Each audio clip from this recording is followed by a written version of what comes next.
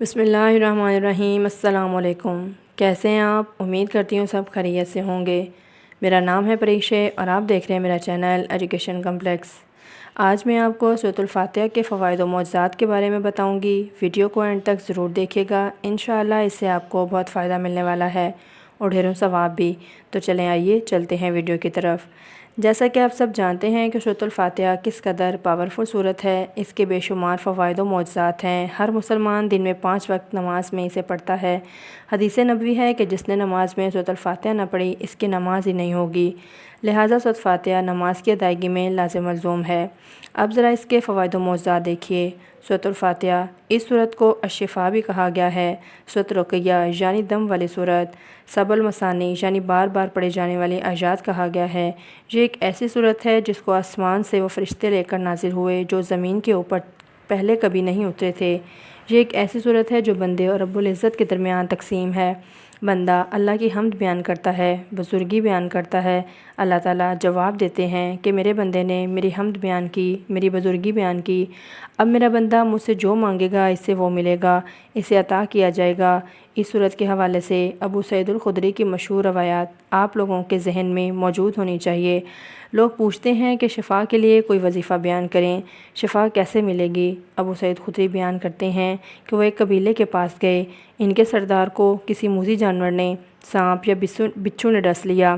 انہوں نے ہماری میزبانی نہ کی، لیکن جب سانپ نے ڈس لیا تو وہ آئے اور کہا کہ آپ میں سے کوئی منتر جانتا ہے یا کوئی دم جانتا ہے تو ہمارے سردار کو کر دیں۔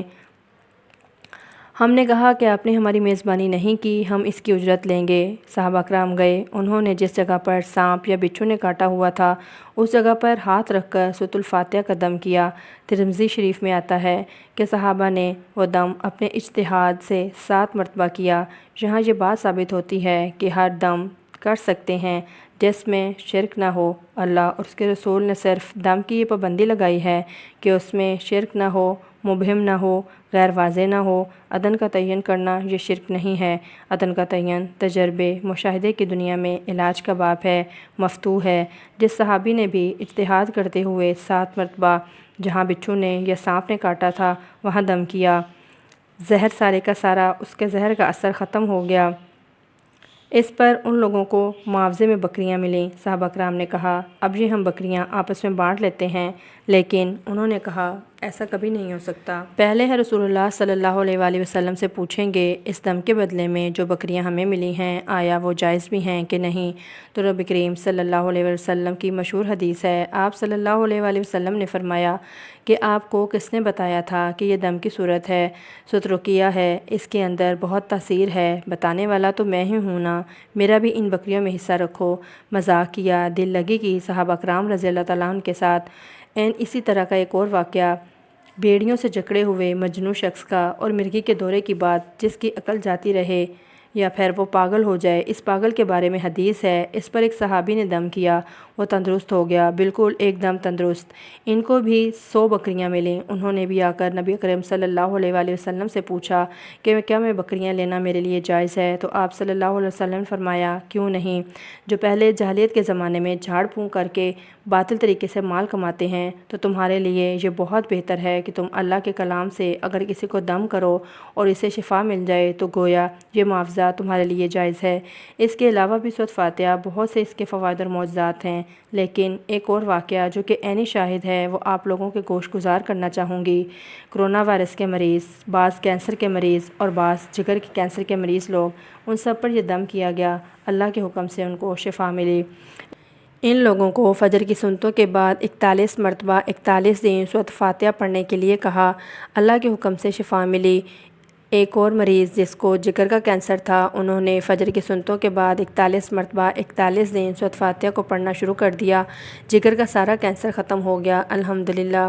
اسی طرح ایک اور واقعہ، ایک مریض جو کہ بلڈ کینسر کے مرض میں مبتلا تھے، بلڈ کینسر کی آخری سٹیج پر تھے، انہیں یہ دم بتایا گیا کہ فجر کی سنتوں کے بعد 41 مرتبہ 41 دن سورۃ فاتحہ پڑھا کریں۔ تمام ڈاکٹر نے اسے لا علاج قرار دے دیا تھا۔ اس کی شادی میں صرف 6 ماہ باقی تھے، سب نے اسے منع کیا کہ شادی نہ کرنا، کسی کی بچی پر ظلم کرو گے، لیکن اس نے دم مسلسل جاری رکھا 41 دن تک۔ آج وہ بندہ زندہ ہے اور اس کے 3 بچے ہیں الحمدللہ۔ سورۃ فاتحہ کو آپ نے اپنی زندگی میں اس طرح پکڑنا ہے کہ کم از کم اس کو 41 مرتبہ اپنی زندگی میں جاری و ساری رکھنا ہے۔ اگر آپ چاہتے ہیں کہ یہ آپ کے لیے بہت زیادہ مجرب اور فائدہ مند رہے تو ہر نماز کے بعد 41 دفعہ پڑھ لیں۔ اس میں زیادہ وقت نہیں لگے گا، لیکن پوری زندگی میں ایک مرتبہ ضرور کر کے دیکھیں۔ اللہ تعالیٰ سے دعا ہے کہ اللہ تعالیٰ ہم سب کو اس صورت کو اپنی زندگی میں شامل کرنے کی توفیق عطا فرمائے، آمین یا رب العالمین۔ یہ عمل بہت مجرب عمل ہے، میں آپ کو ایک مرتبہ پھر سے بتائی دیتی ہوں۔ انشاءاللہ بہت سے لوگوں کو اس عمل سے فائدہ ملا ہے اور آپ کو بھی انشاءاللہ ضرور فائدہ ہوگا۔ سورۃ الفاتحہ 41 مرتبہ پڑھنی ہے فجر کی سنتوں اور فرضوں کے درمیان، اور 41 دن آپ نے بغیر ناگے کے پڑھنی ہے۔ اگر ایک بھی دن کا ناگا ہو گیا تو پھر شروع سے پہلے دن سے لے کر 41 دن پڑھنی ہے 41 مرتبہ۔ 41 دن مکمل پڑھنے کے بعد آپ خود محسوس کریں گے حیران کن برکات آپ کی زندگی میں آئیں گی، آپ کی زندگی میں تبدیلی رونما ہو جائے گی۔ لیکن درخواست گزار ہوں اس عمل کو کرتے ہوئے اللہ پاک کی ذات اقدس پر پختہ یقین رکھنا ہے، انشاءاللہ زندگی خوشیوں سے بھر جائے گی۔ امید کرتی ہوں آپ کو میری آج کی یہ ویڈیو بہت پسند آئے گی۔ اگر پسند آئے تو اسے لائک کریں، شیئر کریں اور سبسکرائب کریں۔ بیل آئیکن کو پریس کرنا نہ بھولیں۔ میں ملوں گی آپ سے اگلی ویڈیو میں، تب تک کے لیے اپنا خیال رکھیے گا۔ اللہ حافظ۔